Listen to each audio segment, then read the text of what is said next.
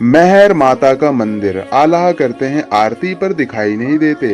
तो आइए जानते हैं मेहर माता मंदिर का रहस्य। मध्य प्रदेश के जबलपुर जिले में मेहर की माता शारदा का प्रसिद्ध मंदिर है। मान्यता है कि शाम की आरती होने के बाद जब मंदिर के कपाट बंद करके सभी पुजारी नीचे आ जाते हैं, तब यहाँ मंदिर के अंदर से घंटी और पूजा करने की आवाज आती है।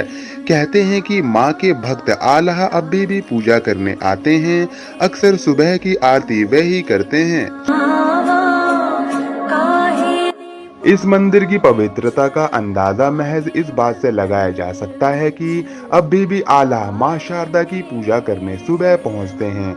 मेहर मंदिर के महंत पंडित देवी प्रसाद बताते हैं कि अभी भी मां का पहला श्रृंगार आल्हा ही करते हैं, और जब ब्रह्म मुहूर्त में शारदा मंदिर के पट खोले जाते हैं तो पूजा की हुई मिलती है। इस रहस्य को सुलझाने हेतु वैज्ञानिकों की टीम भी डेरा जमा चुकी है, लेकिन रहस्य अभी भी बरकरार है। कौन थे आल्हा? आल्हा और उद्दल दो भाई थे। ये बुंदेलखंड के महोबा के वीर योद्धा और परमार के सामंत थे। कालिंजर के राजा परमार के दरबार में जागनिक नाम के एक कवि ने आल्हा खंड नामक एक काव्य रचा था।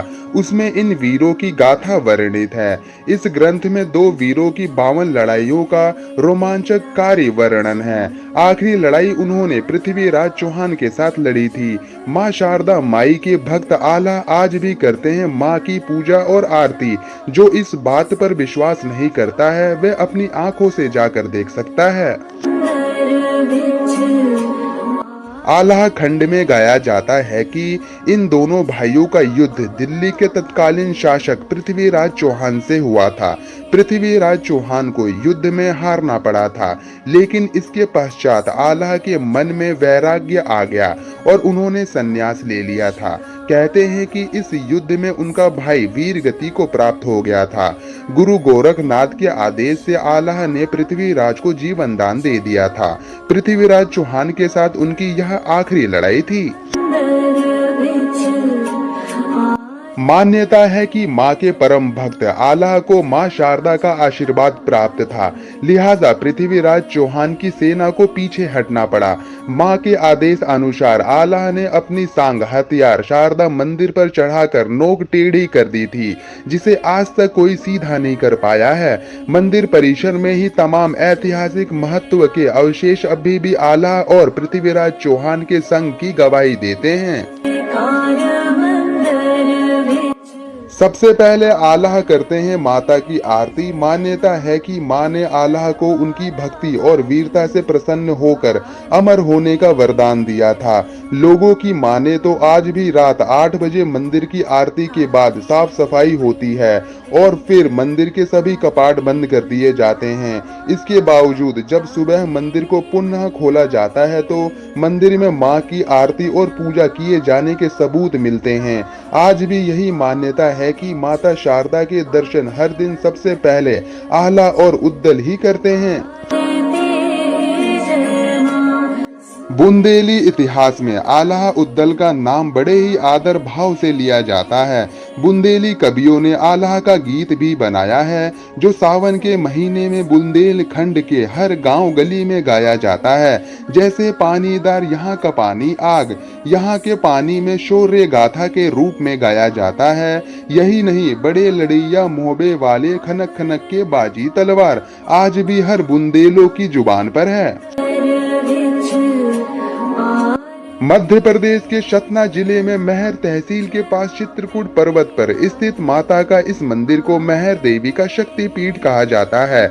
मेहर का मतलब है माँ का हार। माना जाता है कि यहाँ माँ सती का हार गिर गया था, इसीलिए इसकी गणना शक्ति पीठ में की जाती है।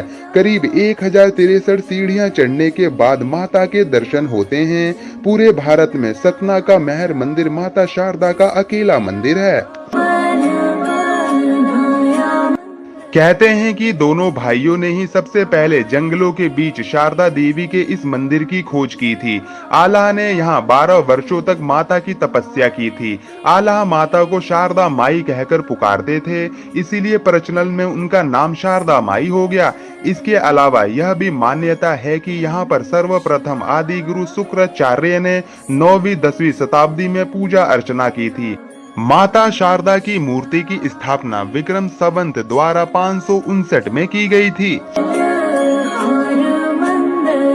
महर का नाम कैसे पड़ा, तो आइए जानते हैं। जनसूत्रियों के आधार पर यह कहा जा सकता है कि महर नगर का नाम मां शारदा मंदिर के कारण ही अस्तित्व में आया था।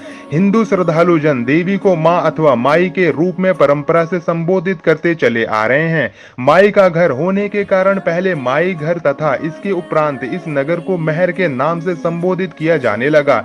एक अन्य मान्यता के अनुसार भगवान शंकर के तांडव नृत्य के दौरान उनके कंधे पर रखे माता सती के शव से गले का हार त्रिकुट पर्वत के शिखर पर आ गिरा। इसी वजह से यह स्थान शक्ति पीठ तथा नाम माई का हार के आधार पर महर के रूप में विकसित हुआ।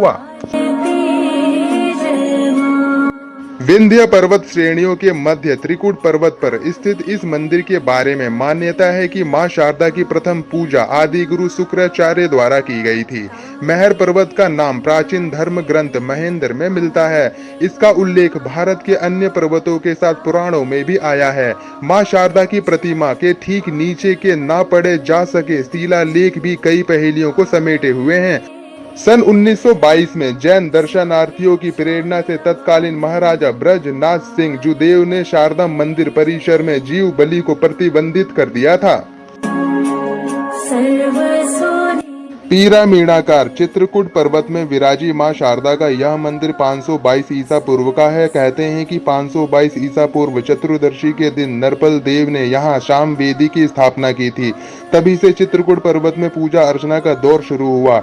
ऐतिहासिक दस्तावेजों में इस तथ्य का प्रमाण प्राप्त होता है कि सन 1922 ईसा पूर्व चैत्र कृष्ण पक्ष की चतुर्दशी को नरपल देव ने शाम वेदी देवी की स्थापना की थी। प्रसिद्ध इतिहासविद ए कनिंघम द्वारा मां शारदा मंदिर का काफी अध्ययन किया गया है। महर स्थित जन सूचना केंद्र के प्रभारी पंडित मोहनलाल द्विवेदी शिलालेख के हवाले से बताते हैं कि कनिंघम के प्रतीत होने वाले 9वीं-10वीं सदी के शिलालेख की लिपि न पढ़े जाने के कारण अभी भी रहस्य बने हुए हैं। महर केवल शारदा मंदिर के लिए ही प्रसिद्ध नहीं है, बल्कि इसके चारों ओर प्राचीन धरोहरें बिखरी पड़ी हैं।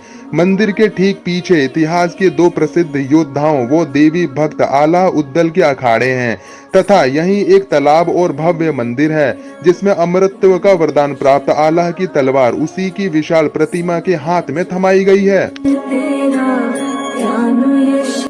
इसके अलावा 950 ईसा पूर्व चंदेल राजपूत वंश द्वारा बनाया गया गोला मठ मंदिर, 108 शिवलिंगों का रामेश्वरम मंदिर, भदनपुर में राजा अमान द्वारा स्थापित किया गया हनुमान मंदिर अन्य धार्मिक केंद्र हैं।